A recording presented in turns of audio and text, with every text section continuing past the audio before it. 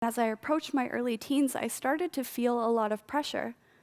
I began to feel this bad news narrative change me. The weight of the world was displayed on my screen and sitting on my shoulders. The issues bombarded me daily. Mass shootings so frequent I lost count, images of war in other countries, climate change progressing at alarming rates. With all that was going on in the world, I began doubting my ability to make a difference. I started to ignore the news, and I struggled with regular panic attacks. The weight of the world was too much to handle, and I slowly became desensitized to what I was seeing. Then, at 14, I decided I'd had enough. There was a piece of the story that was missing. Before entering high school, I attended a youth leadership camp with the Canadian Voice of Women for Peace.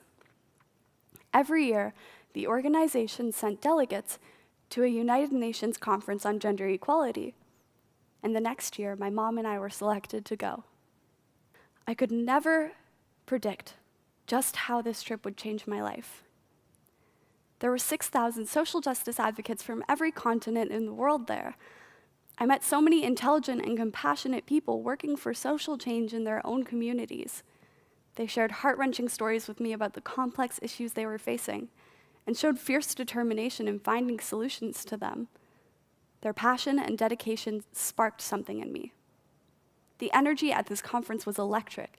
The air was charged with hope. And I left with a reignited passion for social justice that I had lost once before.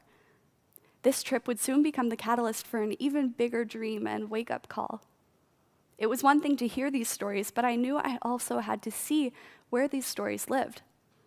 What would become possible if I could share these stories with the world?